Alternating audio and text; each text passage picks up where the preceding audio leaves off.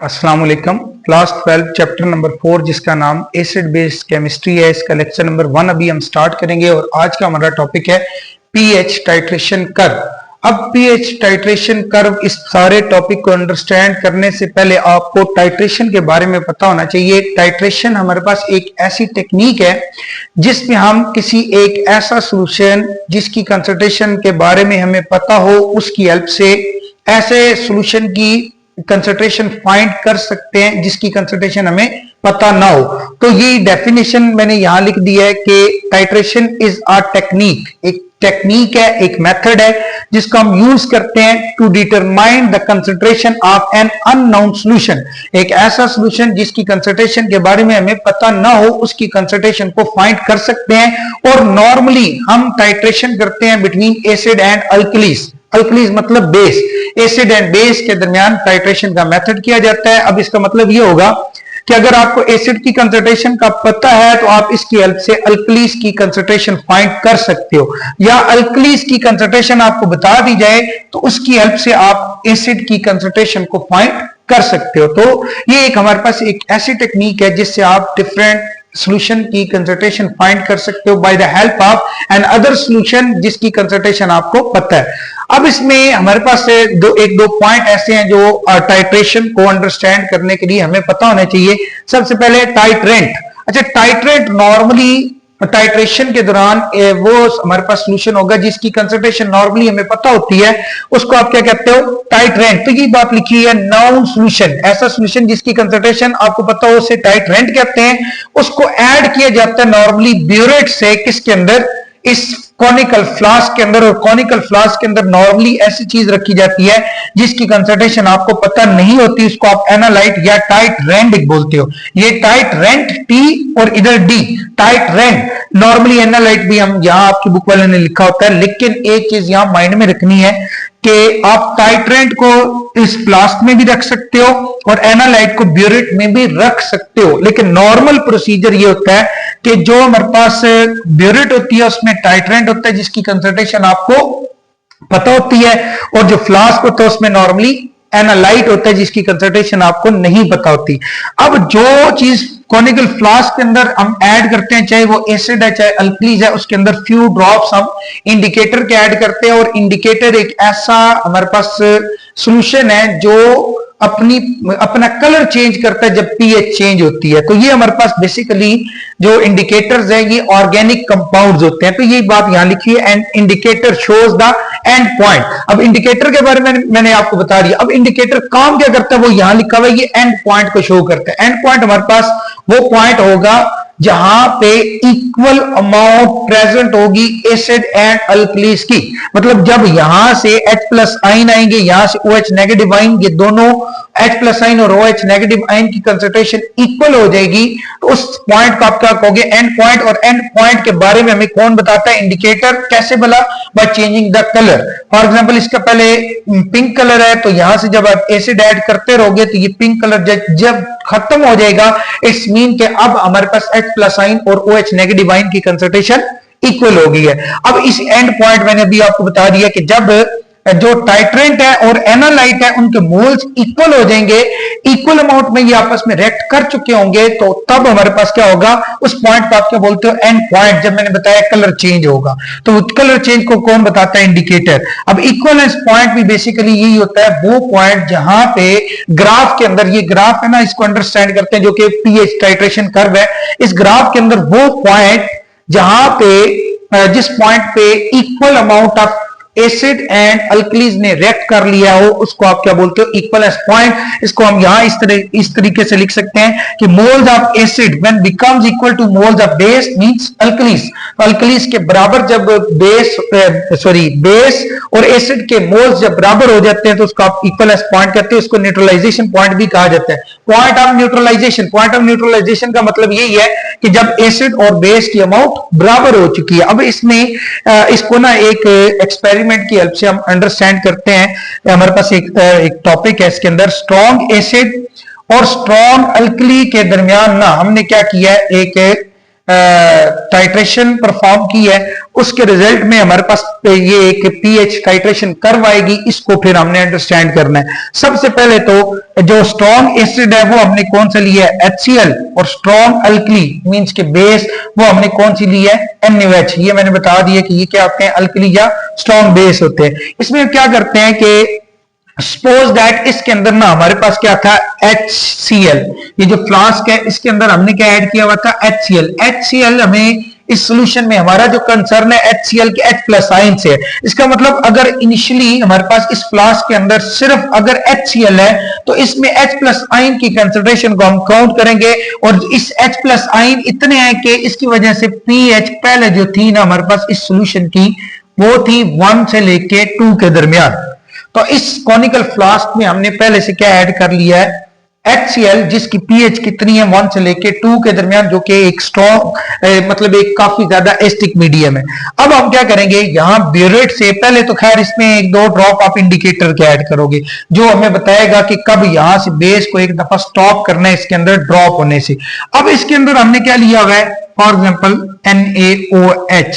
अब इसमें हमने क्या लिया हुआ है, एसिड। एसिड की वजह से इस सॉल्यूशन के अंदर H+ आयन है, जिसकी वजह से pH 1 से लेके 2 तक है। इसमें से बेस NaOH आएगा, लेकिन हमारा कंसर्न है OH। जब OH इस सॉल्यूशन में आएंगे NaOH से, तो ये आपस में रिएक्ट करेंगे। कौन रिएक्ट करेगा, बेस का यहां से OH और एसिड के H+ आयन आपस में रिएक्ट करेंगे और क्या बनाएंगे, वाटर की फॉर्मेशन करेंगे। तो ये बेस का OH नेगेटिव आयन, ये दोनों आपस में रिएक्ट करके वाटर की फॉर्मेशन करेंगे। यहां ये बात मैंने लिख दी है, एज NaOH ऐड। यहां से इसको मैं यहां से ओपन करूंगा तो ये फ्यू ड्रॉप्स इसमें ऐड होना स्टार्ट हो जाएंगे। ड्रॉप वाइज NaOH इसमें ऐड होना स्टार्ट हो जाएगा। किसके अंदर, ये जो बोतल आपको नजर आ रही है जिसको कॉनिकल फ्लास्क कहते हैं, इसके अंदर आपने ऊपर से बेस ऐड करते रहना। जैसे जैसे आप यहां से बेस ऐड करोगे, H+ आयन की कंसंट्रेशन डिक्रीज होने लग जाएगी, और जो हमारे पास pH है वो इंक्रीज होने लग जाएगी। H+ आयन जैसे डिक्रीज होते हैं, pH इंक्रीज होना स्टार्ट हो जाती है, लेकिन स्टार्ट में कोई ऐसा चेंज नहीं आएगा। तो क्यों ऐसा क्यों हो रहा है, क्योंकि यहां से जब NaOH ऐड करेंगे तो NaOH के OH नेगेटिव आयन और यहां से H+ आयन आपस में रिएक्ट करके वाटर की फॉर्मेशन करेंगे। इस वजह से H+ आयन यहां कंज्यूम हो रहे हैं, H+ आयन की कंसंट्रेशन कम, लेकिन pH इंक्रीज होना स्टार्ट हो जाएगी। तो शुरू में इंक्रीज बड़ा स्लो होगा, किसके अंदर, pH में इंक्रीज बहुत स्लो होगा, क्योंकि हमारे पास इस सॉल्यूशन के अंदर H+ आयन की कंसंट्रेशन बहुत ज्यादा है। तो फ्यू ड्रॉप्स ऑफ NaOH इतने ज्यादा pH में चेंज नहीं करेंगे। जैसे जैसे आपने ये NaOH और ऐड करते रहे इक्वलेंस पॉइंट के करीब आके pH में बड़ा तेजी के साथ चेंज आएगा, जो कि pH काफी तेजी के साथ इंक्रीज करेगी। तो यही बात लिखी है, near the equivalence point pH rises sharply. देखो ना ये ग्राफ यहां से ऐसा थोड़ा आपको चेंज नजर आ रहा है, थोड़ा ऐसा ऊपर हो रहा है इस डॉटेड लाइन से। इस डॉटेड लाइन को आप ना समझ लो कि ये 2 और 0 के दरमियान है, ऑलमोस्ट 1 pH के दरमियान है, और ये 1 से लेके 2 pH जो हमने कंसिडर किया था। तो यहाँ ये इनिशियल pH है शुरू में जो हमने ली थी, किसकी, HCl की pH। अब इसमें जैसे जैसे हम NaOH ऐड करेंगे तो इसकी pH थोड़ी इंक्रीज होती जा रही है, लेकिन ये इक्वलेंस पॉइंट तकरीबन जो 25 सेंटीमीटर क्यूब हम जब ऐड करेंगे ना, टोटल हमारे पास 25 सेंटीमीटर क्यूब है। तो जब ऑलमोस्ट कोई 18 या 19 या 20 के लगभग सेंटीमीटर क्यूब हम NaOH ऐड करेंगे, तो उसके बाद हमारे पास pH में बड़ा तेजी के साथ चेंज आएगा, और ये ग्राफ बड़ी तेजी के साथ ऊपर जा रहा है। और इस रीजन पे आके हमारे पास pH क्या हो जाती है, दोनों की पूरे इस सॉल्यूशन की pH ऑलमोस्ट 7 हो जाती है, जो कि एक न्यूट्रल सॉल्यूशन है। और इसको आप क्या बोलोगे, इक्वलेंस पॉइंट। इसका मतलब इस पॉइंट पे H+ आयन और OH नेगेटिव आयन की कंसंट्रेशन ऑलमोस्ट बराबर होगी है। अब यहां जब H+ आयन और OH नेगेटिव आयन की कंसंट्रेशन बराबर होगी, तो जो इंडिकेटर है वो अपना कलर चेंज करेगा। इसका मतलब हमें पता चल जाएगा कि अब दोनों H+ आयन और OH नेगेटिव आयन, मतलब एसिड एंड बेस, उन दोनों के इक्वल मोल्स इस कॉनिकल फ्लास्क के अंदर प्रेजेंट है। अब जैसे जैसे इस पॉइंट को भी डिस्कस कर लेते हैं। इक्वलेंस पॉइंट क्या होगा, जब pH हमारे पास 7 होगी और सॉल्यूशन हमारे पास न्यूट्रल होगा। न्यूट्रल का मतलब ना एसिडिक होगा ना बेसिक होगा। अब जैसे जैसे फर्दर पीएच के बाद जब पीएच बराबर होगी, सॉरी सॉल्यूशन न्यूट्रल हो गया, उसके बाद हमने फर्दर और NaOH इसमें ऐड हम करते रहे, ड्रॉप वाइज करते रहे। अब पीएच 7 से भी ऐसा इंक्रीज हो जाएगी, क्योंकि 7 पीएच हमारे पास तब थी जब दोनों के इक्वल अमाउंट थे। इसमें पहले एसिड ज्यादा था, लेकिन ऊपर से अब हम बेस ऐड करते रहे। जब 25 सेंटीमीटर क्यूब से ज्यादा इसके अंदर हम बेस ऐड करेंगे तो पीएच 7 से ग्रेटर होगी, और जैसे जैसे हम इंक्रीज करते रहेंगे तो तकरीबन हम जब 26-27 सेंटीमीटर क्यूब हम ऐड कर चुके होंगे तो पीएच बड़ी तेजी के साथ इंक्रीज होगी। अब देखो ना, यहां तक इतना खास चेंज नहीं है, उसके बाद फर्दर हमारे पास ये ग्राफ फौरन से कर्व इसकी ज्यादा इंक्रीज हो रही है, इसका मतलब फौरन से चेंज आएगा पीएच के अंदर, और पीएच बड़ी तेजी के साथ इंक्रीज होगी और ऑलमोस्ट कहां तक पहुंच जाएगी, अराउंड अबाउट 13 या 13 से थोड़ी सी ऊपर या नीचे हो सकती है, वो डिपेंड करता है आपने NaOH कितना ऐड किया। तो ये ग्राफ में ये दिखा रहा है कि शुरू में हमारे पास जो ये कॉनिकल फ्लास्क था उसमें सिर्फ एसिड था, पीएच बहुत कम थी। जैसे जैसे हमने यहां से NaOH ऐड किया तो इसकी पीएच आहिस्ता आहिस्ता बढ़ना स्टार्ट होगी, और इस पॉइंट पे 7 पीएच होगी, और 7 पीएच तब होगी जब इक्वल अमाउंट ऑफ HCl और NaOH आपस में रिएक्ट करेंगे, वो इक्वलेंस पॉइंट होगा। और जैसे ही इक्वलेंस पॉइंट के बाद फर्दर आप ऊपर से और बेस ऐड करते रहोगे, तो बेस ऐड करने से हमारे पास सॉल्यूशन की पीएच फर्दर इंक्रीज होगी। अब जब न्यूट्रलाइजेशन पॉइंट के बाद फर्दर आप NaOH ऐड करोगे तो अब हमारे पास सॉल्यूशन क्या बन जाएगा, ये अल्कलाइन रीजन कर्व के अंदर हम शो करते हैं। अब ये सॉल्यूशन बेसिक बन गया है, लेकिन जब इक्वलेंस पॉइंट से पहले की अगर हम बात करें तो तब हमारे पास ये एस्टिक सॉल्यूशन था, इसीलिए ग्राफ के अंदर ये एस्टिक रीजन शो किया गया है। और ये बेसिक रीजन जब बेस हमने इक्वलेंस पॉइंट से कम अमाउंट में ऐड किया हुआ था, तो तब मतलब जब इक्वल अमाउंट में NaOH और HCl फ्रॉम HCl से H+ आइन जो उन्होंने प्रॉपर फुली रिएक्ट नहीं किया हुआ था, तो तब हमारे पास एस्टिक रीजन था। और जब ज्यादा NaOH ऐड कर दिया तब हमारे पास अल्कलाइन रीजन बन गया, मतलब बेसिक रीजन, क्योंकि pH मोर देन 7 है। तो ये ग्राफ इस तरह से आप अंडरस्टैंड कर सकते हो। ये 25 सेंटीमीटर क्यूब ये बता रहा है कि जब इसके 25 सेंटीमीटर क्यूब इसके 25 सेंटीमीटर क्यूब रिएक्ट करेंगे, क्योंकि हमने इस फ्लास्क के अंदर कितना लिया हुआ है, 25 सेंटीमीटर क्यूब क्या लिया हुआ है, HCl। तो जब 25 सेंटीमीटर क्यूब से ज्यादा NaOH ऐड करेंगे तब pH 7 से ग्रेटर होगी और ये अल्कलाइन रीजन होगा।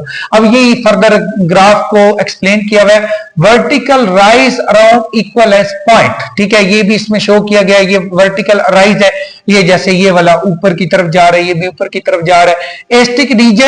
एस्टिक रीजन कब होगा, before 25 centimetre cube of NaOH, जो कि मैंने यहां बता दिया है कि अगर इसमें NaOH के 25 सेंटीमीटर क्यूब ऐड करोगे वो इक्वलेंस पॉइंट होगा।